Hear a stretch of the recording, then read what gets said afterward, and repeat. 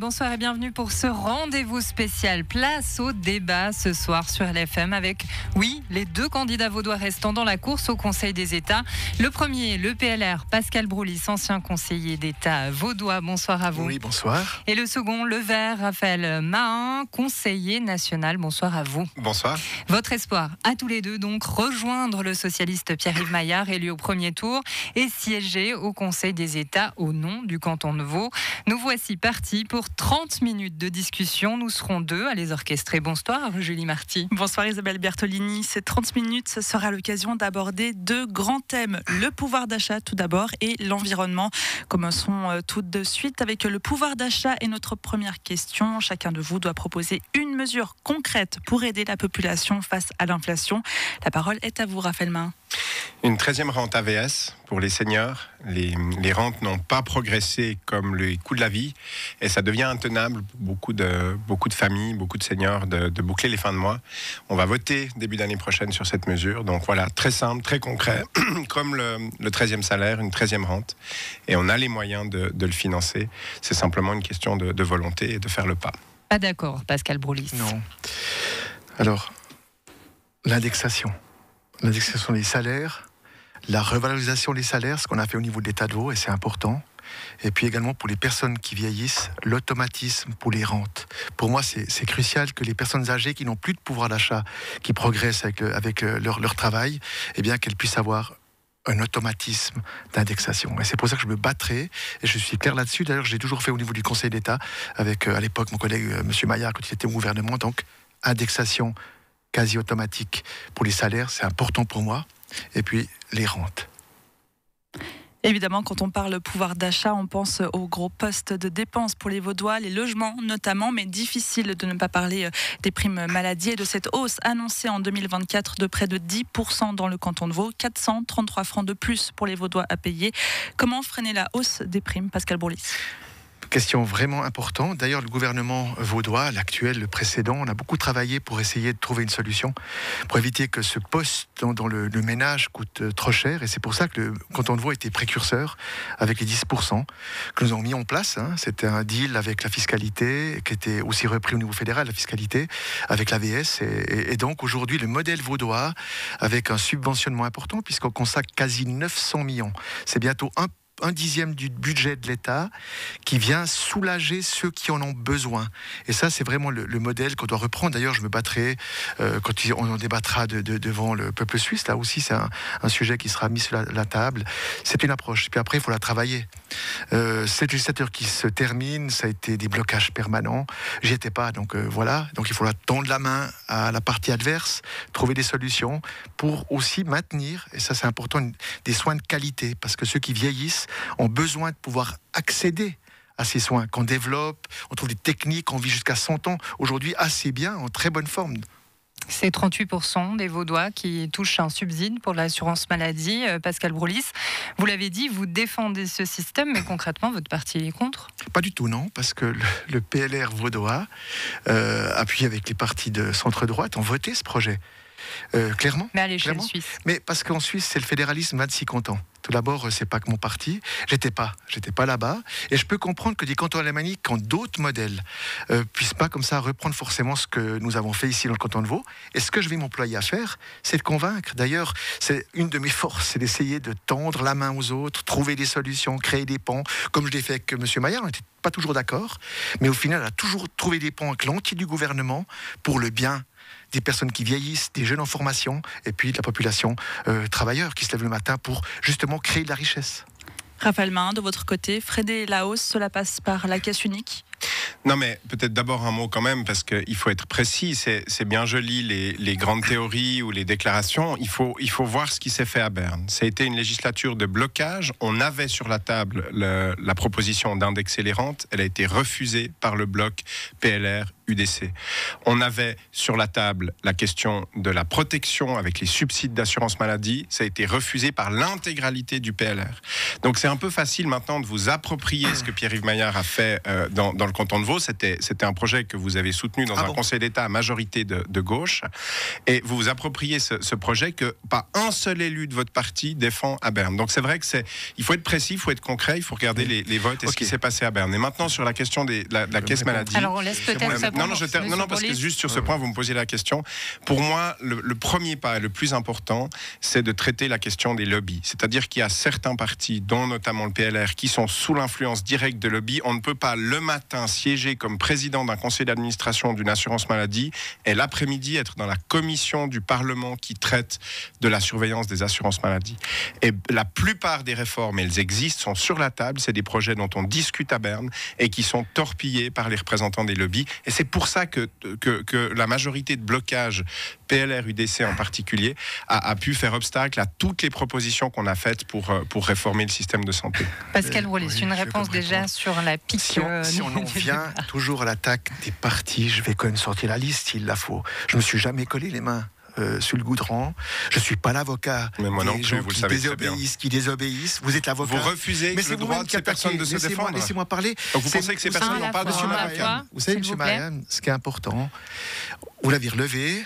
Est-ce que votre parti aussi a été une force de blocage? Bien sûr, puisqu'on n'a pas trouvé de consensus au niveau des chambres fédérales entre 2019 et 2023. J'ai la liste de votre parti. Non mais on est 30 élus sur 246, Laissez-moi finir. Combien de fois, d'ailleurs, vous revendiquez un siège au Conseil fédéral avec moins de 10%, vous êtes tout le temps vous en avez 2 avec 14%, ben oui, vous êtes largement surreprésenté, vous le savez très bien. Mais je reviens à la question, pourquoi défendons ce soir, et c'est ça qui est important, ce soir, défendons des principes, des valeurs, celles qui font de la Suisse. Vous me ramenez toujours le parti, mais je vous ai jamais attaqué personnellement, et ni votre parti, mais vous le faites en permanence. Alors moi, je vous dis clairement, la tyrannie de plus arrêter de manger de la viande, de bloquer les gens. On parle des primes maladie, c'est un tout, parce que quand vous parlez de blocage, au niveau suisse, on n'a pas de réponse, d'ailleurs, la chambre haute, c'est la chambre qui représente les 26 cantons. Et quand vous êtes dans cette chambre, et j'y étais très souvent, vous devez trouver des consensus, trouver des solutions. Tendre le main aux Fribourgeois, qui eux-mêmes tendent le main aux Uranais, qui eux-mêmes tendent le main aux Tessinois. C'est pas en disant « y'a qu'à faut que », non. Trouver des majorités, c'est la force. Et sur la santé... Pascal Roulis, voilà, répondez à la proposition de Raphaël. Mais bien sûr, les listes d'économies, on devra. Tout d'abord, il n'y aura pas qu'une solution. Dans toute ma carrière politique, j'ai constaté que quand on veut être trop brutal, ça passe jamais. On doit venir avec une multitude de solutions qui touchent potentiellement à des économies, potentiellement à un redéploiement. Par exemple, on a le moyen pour certains projets de se redéployer. Et dans le domaine de la santé, un des axes importants, il faut se souvenir que c'est aussi un rouage économique. Donc si on trouve le moyen de financer les plus faibles, ce qu'a fait le canton de Vaud avec quasi 900 millions mis à disposition de la population vaudoise, pour les soulager, parce que c'est vrai que le poste assurance maladie dans un revenu familial pose problème, y compris pour les personnes qui vieillissent. Et c'est pour ça que moi je suis favorable à aider ceux qui le méritent, qui en ont besoin, de soutenir ceux qui sont fragilisés par des parcours de vie des fois compliqués. Et sur les lobbies? Parce que Raphaël Main nous dit, voilà, il y a des projets bloqués à Berne, il y a des lobbies. Tout d'abord, je prends l'engagement que je serai dans aucune assurance. D'ailleurs, 20 ans de Conseil d'État, j'ai toujours été très indépendant.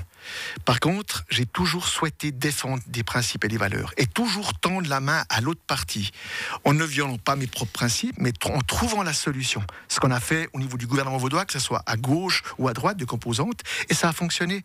Mais en premier temps, il faut trouver le moyen de financer tout ça. Il n'y a pas à décréter. Ça, c'est du populisme.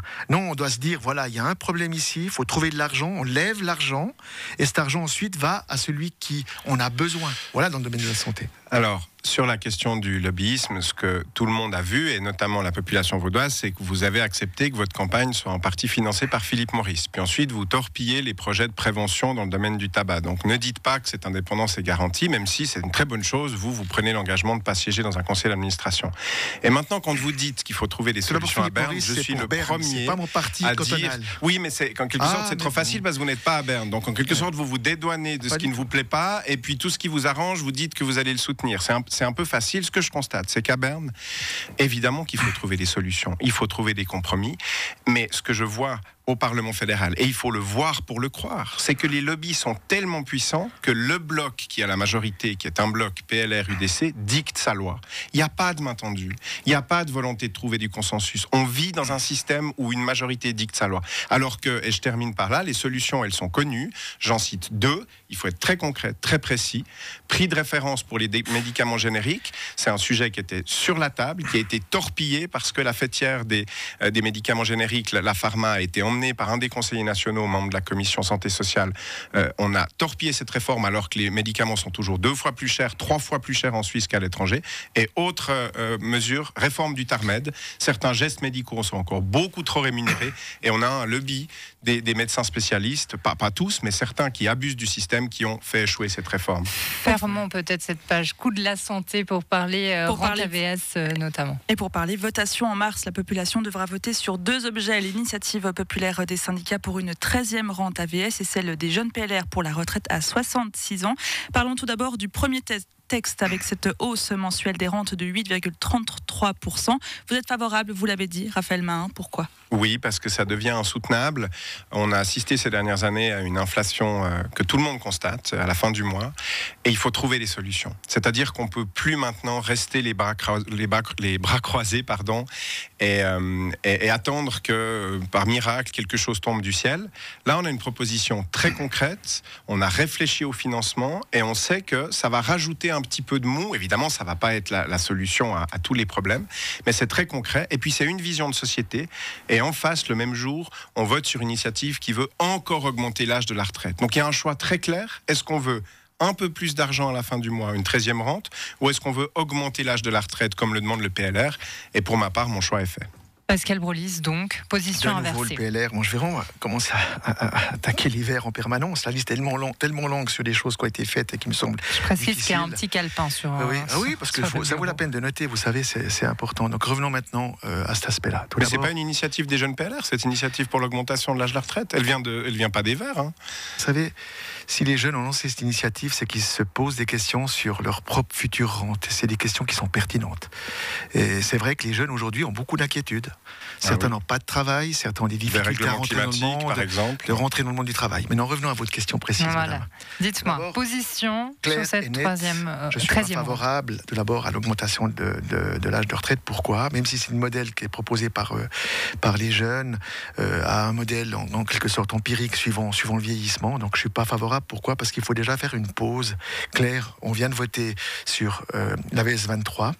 Qui doit trouver ses quartiers durablement sur les 10-15 prochaines années. Donc on a mis l'âge de retraite à tout le monde à 65 ans, donc il faut quittancer ça. Le peuple suisse l'a voté, il faut le quittancer. Ensuite, on doit observer, et ça c'est un point qui est important, si on peut financer durablement le premier pilier. Et ça, c'était une des grandes inquiétudes. Hein. La réforme de l'AVS 23, c'était qu'il y avait un manque de financement. Est-ce que c'est possible ou pas ? L'inquiétude qu'on a aujourd'hui en matière boursière, en matière environnementale, en matière de rentrée même fiscale, beaucoup d'inquiétudes. Donc il faut déjà faire cette pause. Ensuite, et je reviens toujours au même, non pas dada, mais approche. Tout d'abord, je pense que nous avons des prestations complémentaires. Si les gens ont besoin d'argent en plus, il faut les augmenter. Ensuite, je prends l'engagement formel, je me battrai au niveau des chambres fédérales pour que l'indexation des rentes, et je l'ai écrit, vous verrez, j'ai pas simplement d'écrits qui vont arriver, que l'indexation des rentes soit garantie. Qu'on ne même pas se poser cette question, pour quelle raison ? Parce qu'une personne qui est à la retraite, en principe, elle n'a plus d'activité en augmentation. Elle n'a plus d'activité, elle vit sur... en quelque sorte ce qu'elle a mis de côté, et puis la rente, le premier pilier, deuxième pilier qui est obligatoire maintenant, puis peut-être son petit pécule qui est lié au troisième pilier. Et donc cette indexation doit être garantie. Pourquoi ? Parce qu'il n'y aura jamais d'augmentation de salaire. Par contre, le panier de la ménagère, la question de l'assurance maladie, cette personne est aidée ou pas. Donc c'est pour ça que je pense que notre filet social, vaudois en particulier, a prouvé son efficacité. D'ailleurs, l'aide sociale vaudoise a baissé. Ça veut dire qu'on a su réintégrer les gens qui étaient fragilisés dans le tissu économique vaudois. Ça veut dire que le dispositif qu'on a mis en place, par des discussions multiples, ça fonctionne. Donc voilà, c'est dans cet esprit que je vais me battre au niveau de la Berne fédérale. On entend donc, Pascal Brolis, indexation des rentes, il n'y aura pas d'augmentation de salaire, grosso modo, je résume. Par contre, la gauche favorable plutôt à une augmentation des salaires. Et ce sera le mot de la fin pour cette partie, je précise. Ça marche, non? Alors, très rapidement, simplement parce que moi, j'entends beaucoup de déclarations d'intention, en quelque sorte de vœux ou d'espèces de promesses. Et il faut être précis, il faut être concret. L'indexation des rentes et des salaires a été discutée à Berne et elle a été torpillée avec le PLR qui menait la fronde. Alors, si vous êtes le seul ensuite, si vous êtes élu à Berne, à voter contre tout votre parti, c'est une bonne nouvelle. Mais ce que je constate, c'est que le blocage aujourd'hui, il est provoqué par celles et ceux qui tiennent le couteau par le manche et qui font preuve d'aucune volonté de tendre la main. Et oui, il faut être concret. Je ne comprends pas très bien ce qu'on veut dire par pause avec l'AVS, je ne comprends pas très bien ce qu'on veut dire par stabiliser le système. Maintenant, il y a un problème criant de boucler les fins de mois. On a perdu du pouvoir d'achat à cause de l'inflation, à cause de toute une série de facteurs. On n'a pas parlé des loyers, un autre sujet où on pourrait travailler. Donc il faut quelque chose de concret. Il faut du précis, du concret. Et c'est ça qu'on peut porter à Berne dans la chambre de blocage qu'est le Conseil des États. Mais un mini-mot, ça alors. commence vraiment à devenir amusant. Blocage, torpiller, mais c'est des mots qui sont incroyables. Monsieur Maille, moi je vois Berne, la je le législature, vis tous les jours. écoutez, c'est peut-être ce que vous avez souffert, mais vous êtes aussi une force de blocage, pas vous, peut-être votre parti. On rentre dans une nouvelle législature, 23-27. Le canton de Vaud est le 3e canton suisse, on parle de la Chambre des cantons. La voix du canton de Vaud est importante. On a une population qui va ascender à 850 000 habitants. Et ça veut dire que la voix que je souhaite porter à Berne, c'est défendre ces principes-là, ces valeurs qui ont fondé la Suisse. Et c'est pour ça que je prends cet engagement, sans dire torpiller, blocage, non. Moi, j'ai envie de voir en avant. Je suis quelqu'un qui me projette dans le soutien à la population, les personnes qui vieillissent, nos jeunes en formation, et puis ceux qui travaillent. Parce que quand on se lève le matin, eh bien, quand on a envie de trouver un cadre harmonieux pour travailler, ensuite, peut-être payer les impôts pour financer les prestations. Fin de la passe d'armes. Non, il faudrait que M. Broulis adhère au Vert, au Parti Socialiste, avec toutes les promesses qu'il nous a faites ce soir. Et après le pouvoir d'achat, on enchaîne avec les questions environnementales. C'est large. Rappelons-le, la Suisse a ratifié les accords de Paris en 2017. Son objectif, donc, contenir le réchauffement climatique en dessous de 2 degrés. Une nouvelle loi climat a été votée en juin dernier, à l'échelle suisse et à l'échelle vaudoise même. Mais ce sont des textes de principe. Alors pour vous, Pascal Broulis, quelles mesures concrètes doit être mise en œuvre pour aller dans le sens de cette nouvelle loi? Alors d'abord, j'ai voté cette loi. Ensuite, vous avez raison, il faut la décliner, puis il faut trouver des chemins ensuite qui sont acceptables, parce qu'il ne faut pas sanctionner. Les gens ont dit clairement qu'ils ne voulaient pas de taxes supplémentaires. Les gens ont dit clairement qu'ils ne voulaient pas d'impôts supplémentaires, donc il faut trouver des chemins. Un des chemins, le plus avantageux, la Suisse a une chance extraordinaire, c'est qu'elle a très peu de dettes, notre Suisse, celle qu'on aime. Donc on peut très bien envisager des investissements massifs, si la population le veut bien, s'il n'y a pas de blocage. Rappelez-vous qu'on a bloqué l'extension des barrages, les éoliennes, c'était un calvaire pour en installer à Sainte-Croix, 25 ans pour mettre 6 machines.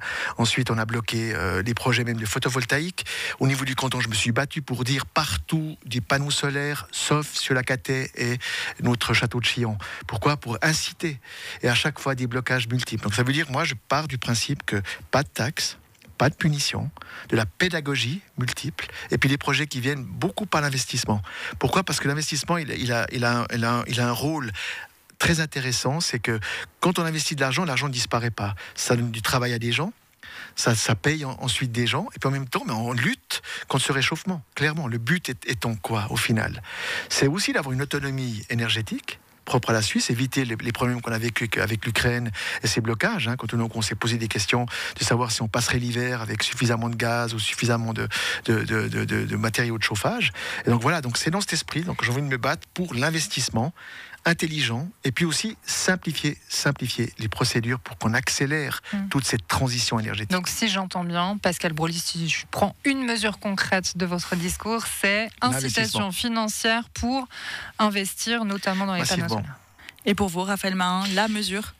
Développement massif de l'énergie solaire sur les toits. Il y a 10% des toits du pays qui s'y prêtent, qui sont couverts par des panneaux solaires. On vient de clore un grand débat avec une réforme du droit de l'énergie. On a trouvé des bons consensus, mais le grand absent ou le parent pauvre, c'est l'énergie solaire. Et pour stimuler ça, il faut en effet investir. Et je me réjouis que sur ce point on soit d'accord. À l'époque des pionniers dans les années 50 du siècle dernier qui ont construit les grands barrages en Suisse, on avait environ 4% du PIB qui était investi dans ces grands barrages. Et là aujourd'hui, péniblement, on n'arrive même pas à un demi% du PIB d'investissement dans cette transition énergétique.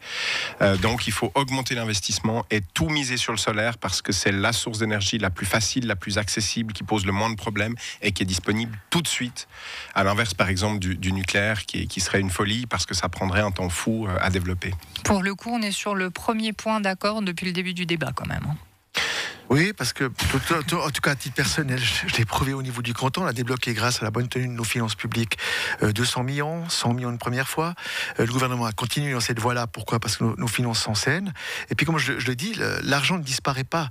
Si on a l'intelligence de bien l'utiliser, que cet argent a un effet de levier, parce que l'État ne va pas payer de 100%, peut-être 10, 15, 20%, c'est égal.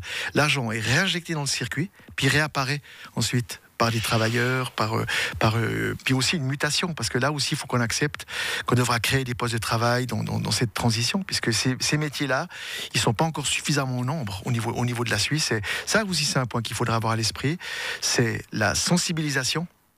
Continuer à former, à informer nos jeunes, et puis aussi tout le monde, y compris ceux qui sont propriétaires, et puis en même temps, ensuite, à encourager les gens à dire, voilà, faites cet investissement, parce qu'il est utile pour tout le monde, et pour vous-même en premier lieu. Mais évidemment, quand on parle climat, question environnementale, on pense notamment à la mobilité. Parlons rail alors, avec une ligne Lausanne-Genève qui a été validée par la Commission des Transports du Conseil des États cette semaine. Projet qui découle d'une motion, on le précise quand même, du sénateur vaudois PLR, donc Olivier Français. Voilà, mais en 2022, le canton et la ville de Lausanne ont taxé la Confédération de manque d'ambition pour le développement du rail en Romandie, sans parler du retard des travaux de la gare de Lausanne. Alors, comment défendre les intérêts vaudois à Berne, voire les intérêts romans ? Raphaël Marant. Alors ça, c'est un excellent exemple d'illustration de ce gouffre qu'il y a parfois entre les déclarations de bonnes intentions et puis la réalité. En matière de transport, tout le monde s'accorde à dire qu'il faut essayer de réduire la pollution et faire en sorte que tout le monde puisse se déplacer à un coût raisonnable, mais sans provoquer trop d'émissions de gaz à effet de serre. Et le Conseil fédéral, toujours cette même majorité de blocage, PLR-UDC, a décidé de réduire les moyens investis dans le rail, ce qui a provoqué une augmentation des billets qui deviennent tout simplement insupportables pour beaucoup de ménages et qui posent des immenses problèmes pour les infrastructures de mobilité, notamment dans l'arc lémanique. Lors de la dernière session au Conseil national, j'ai réussi à discuter avec tous les collègues de la députation vaudoise et on a déposé, comme j'étais premier signataire, un texte pour un postulat qui demande d'étudier la gare de Lausanne, notamment une variante souterraine, parce qu'on voit très bien qu'on a fait les choses de façon complètement raccourcie, c'est-à-dire c'est un fiasco absolu, ce chantier. On n'a pas investi au bon moment et puis on a manqué de vision. Quand la gare sera finie avec tout le retard qu'elle a pris, elle sera déjà sous-dimensionnée. Et pour ça, il faut investir, il faut avoir une vision d'avenir dès maintenant. Et ce que le Conseil fédéral fait, et malheureusement la majorité au Conseil des États en a fait de même, c'est couper les moyens pour investir dans le rail. Le conseiller aux États actuel, le PLR Olivier Français, surnommé le père du M2, est plus que spécialisé sur ces questions. On l'a dit avec cette motion acceptée cette semaine. Vous vous sentez à la hauteur pour reprendre son flambeau ? Bien sûr, parce que si lui l'a construit, le gouvernement de 2002-2007 l'a financé. Et que dans le cas de la campagne, c'était pas acquis. D'ailleurs, à l'époque, je disais, il faut trouver le moyen de financer le M2, ce qu'on a trouvé, 800 à peu près millions, qui ont été investis par le canton en grande partie. Je rappelle que c'est avec l'aide de la Confédération, mais la grosse part, c'est le canton de Vaud qui l'a fait pour l'entier du territoire vaudois. Ensuite, dans le cadre de la mobilité, il y a certes la gare de Lausanne, mais on a un canton qui est complexe. Pourquoi ? Parce qu'il y a le Jura, il y a le plateau, il y a les Alpes, et puis qu'on ne peut pas garantir des transports publics dans l'entier du territoire. Et on a des gens qui habitent dans ces régions, des grandes communes, la mienne, les Uns, je sais pas, les Diablerets, donc on ne peut pas comme ça dire, il n'y a qu'à Fauqueux. Il faut penser aussi à cette notion de cohésion territoriale. Et c'est pour ça que les deux axes L'axe ferroviaire est là.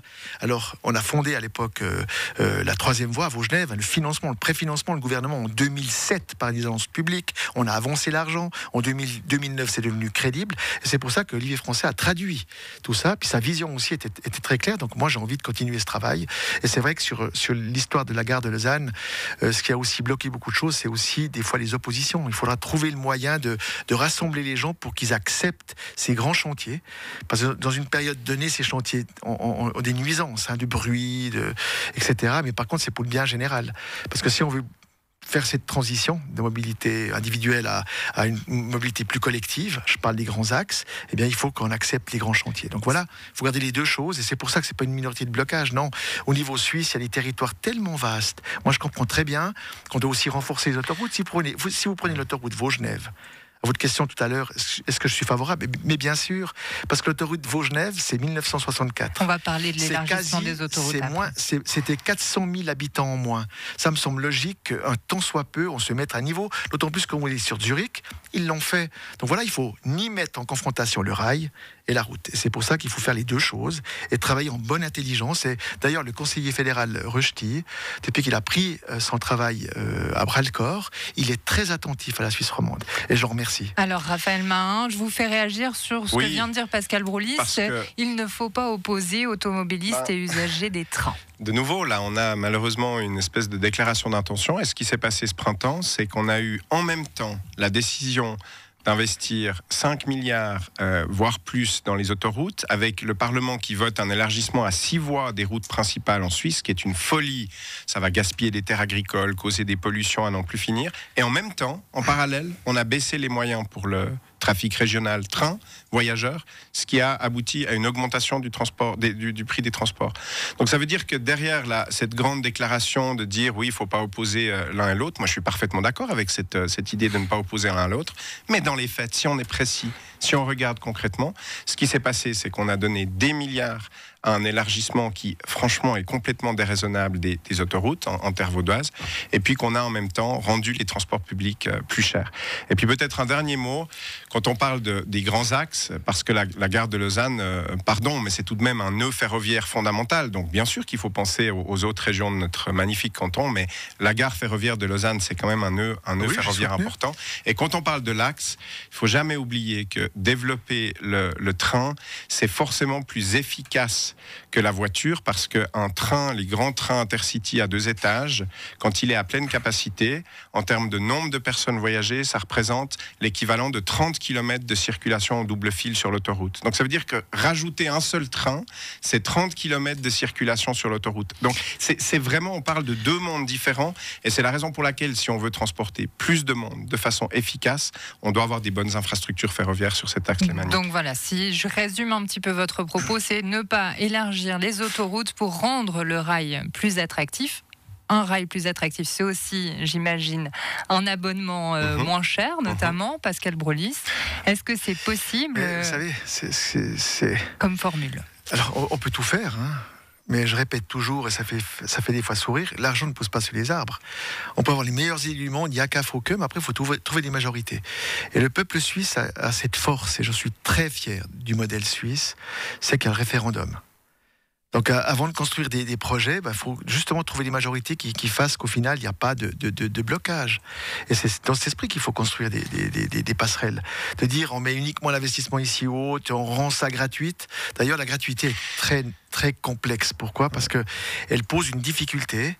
C'est que pour réinvestir de nouveau, d'ailleurs, on devrait toujours, quand on investit, penser comment on fait pour renouveler ce qu'on a investi financièrement. Et c'est pour ça que la gratuité ne trouve pas le modèle de financement. Donc ça veut dire qu'aujourd'hui, je suis totalement acquis à la gare de Lausanne. Comme conseiller d'État, on s'est battu pour que cette gare puisse se faire. Aujourd'hui, elle a pris du retard. C'est malheureux. Je trouve que ça, c'est dommageable. Et sur la question du projet dépassé avant même d'être réalisé. Bien sûr. Et pour quelle raison ? Parce qu'on a pris trop de temps pour les études. Il y a eu trop de garanties pour dire ça jouerait. On a modifié aussi les projets en cours de route. Et c'est jamais très bon quand on joue un peu au yo-yo. À l'époque, on parlait d'un 4e passage sous voie. On parlait de beaucoup d'autres choses différemment, d'un élargissement des quais. On a vu que c'était quasi pas possible. Puis après, on a repris les études à zéro. Maintenant, aujourd'hui, il faut stabiliser. D'ailleurs, le gouvernement vaudois a nommé M. Français dans un groupe de travail pour réfléchir. Quand vous parlez qu'il est très calme et posé sur ses réflexions d'ingénieur, eh bien, je pense que c'est juste. Reprendre la main, construire et ensuite trouver toujours le financement. Parce que quand on arrive devant le peuple veut savoir comment on finance les choses. Et ça, je m'engage à le faire. Mais sur la question du prix des transports, il a jamais été discuté la gratuité complète, mais on devrait, pour notre pays, pour notre canton, avoir une vraie vision à long terme, comme à l'époque, on avait créé le demi-tarif. Le demi-tarif, ça a été, après les chocs pétroliers, une vision d'une génération politique qui a été courageuse et qui a dit on a besoin de donner ce coup de pouce pour les transports, pour plein de raisons, le prix de l'essence, aussi des questions climatiques à l'époque. Et puis là, c'est quand même quelque chose de vraiment frappant. On a en Suisse un gouvernement qui a maintenant cette loi climat, qui pose des objectifs pour lesquels on s'est beaucoup investi au Parlement, les Verts notamment. Mais en même temps, on fait comme si elle n'existait pas, et puis on élargit les autoroutes sans réfléchir, alors qu'une vraie vision pour notre pays, ce serait justement de faire ce que nos pionniers ont fait, comme je le disais avant avec les barrages, investir massivement dans la transition énergétique, et puis pour les transports, investir massivement pour réduire le coût des abonnements, comme à l'époque avec le demi-tarif. Donc c'est quelque chose de très concret, ça s'est déjà fait. Et on doit le faire. Et pour ça, malheureusement, aujourd'hui à Berne, on manque cruellement de vision.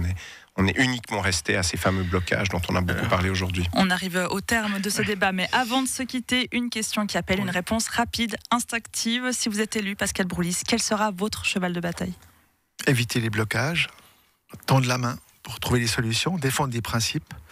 Et puis je crois qu'une société qui vieillit, qui a besoin qu'on les rassure, c'est garantir la cohésion. Donc travailler à des projets qui touchent à la cohésion.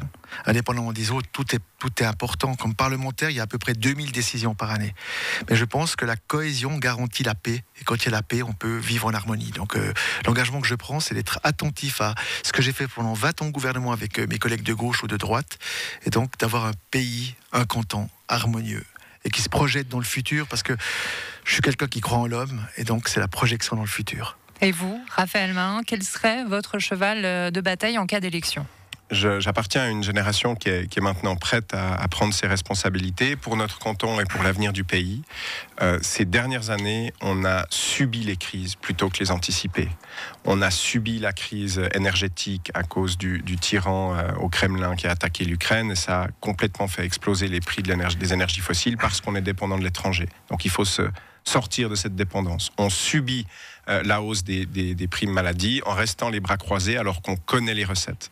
Donc si je suis élu à Berne, je m'emploierai à anticiper les crises plutôt que les subir et essayer de rééquilibrer cette chambre, le Conseil des États, qui est réellement devenu le bastion conservateur des blocages en Suisse. Merci à tous les deux d'avoir été avec nous ce soir. On le rappelle, Pascal Broulis, Raphaël Mahin sont tous deux candidats au deuxième tour pour décrocher le 2e siège vaudois au Conseil des États aux côtés du socialiste Pierre-Yves Maillard. Verdict donc le 12 novembre. Belle soirée à tous. Merci.